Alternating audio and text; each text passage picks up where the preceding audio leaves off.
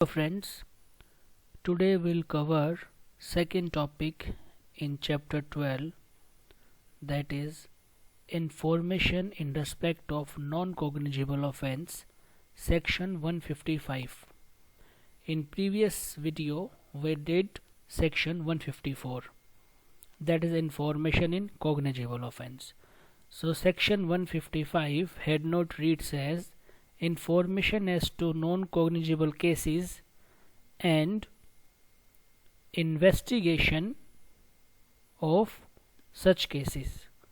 So the head note makes it clear that section wants to talk about information as to non-cognizable cases and investigation of such cases. So if you want me to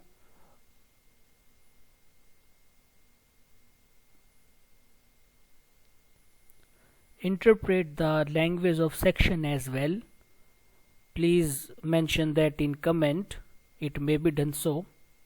So this section deals with information related to non-cognizable offences received by police.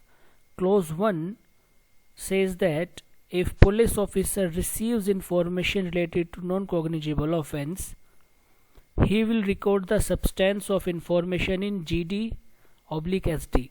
This GD means general diary, SD means station diary. The same thing we did in section 154. The information, the substance of FIR is also to be recorded in this diary, also known as station house diary. Then police officer would refer the informant to magistrate. In previous video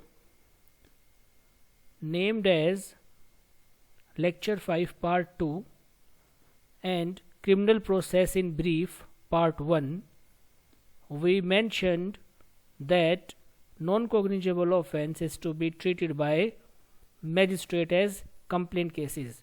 So if informant goes to police officer related to non-cognizable offence, the police officer will refer the informant to magistrate, because non-cognizable offences are treated by magistrate as complaint cases. Then clause 2 says police officer shall not investigate the non-cognizable offence. Police officer shall not investigate, because police officer can investigate only cognizable matter. However, further it provides without the order of competent magistrate. It means if police officer receives order from magistrate, then he will investigate non-cognizable offence. This is what is mentioned in section 155 clause 3. If police officer receives the order as mentioned in clause 2, what he will do now?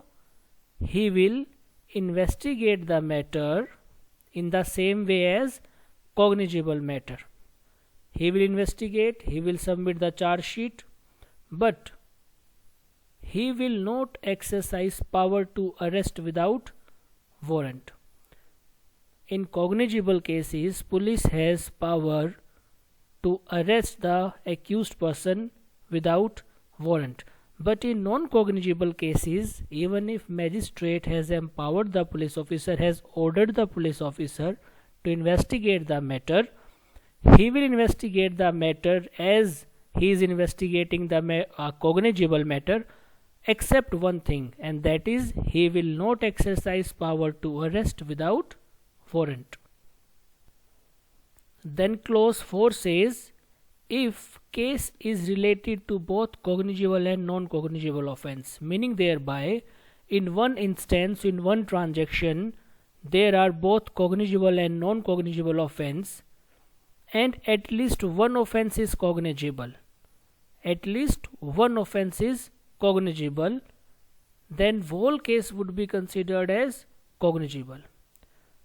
So this at least one offence is cognizable means it is here to specifically say that if one offence is cognizable, and for say in transaction there are 4 offences, 3 of them are non-cognizable, So number is not a matter of concern. If one offense is cognizable, whole case is cognizable. In state of Orissa versus Sarath Chandra Sahu 1996, what happened in this case? Case was related to both non-cognizable offense, section 494 IPC, that is Indian Penal Code, and cognizable, that is section 498A IPC, that is Indian Penal Code. Now police investigated and submitted charge sheet for both the offenses. Police submitted the charge sheet. ये सारा process, this process we have already discussed in previous video, criminal process in brief. Then High Court quashed the charge under section 494 but maintained the charge under 498. The matter when went to High Court for the consideration, then High Court quashed the charge under 494 because it is a non-cognizable case and 498 is a cognizable case, so police can investigate in cognizable case only. When matter reached to Supreme Court said that High Court has made error and ignored the provision of law while quashing the charge. The quashing of charge by High Court was held to be wrong and incorrect appreciation of law. Held to be wrong and incorrect appreciation of law. Now, police has no option but to treat the whole case as cognizable and to investigate. So police can initiate investigation. Police can initiate investigation in cognizable offense as per section 156, which will deal in next lecture, next video, and in non-cognizable offense as per section 153 clause 3, but police cannot exercise power of arrest without warrant.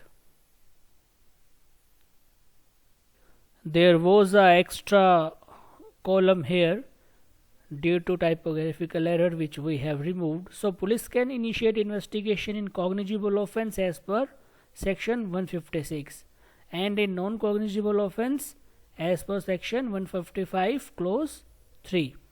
Now non-cognizable matters are treated as private criminal wrongs and such cases are dealt by magistrate as complaint cases. We have done difference between cognizable and non-cognizable offense in previous video named as lecture 5 part 2, and one more video that is criminal process in brief. So you will find related informations in these videos also. That's all for this video. We will do the coming video on third topic of chapter 12. Now if you have any query or any discussion, you can post that in comment box and that will be addressed accordingly.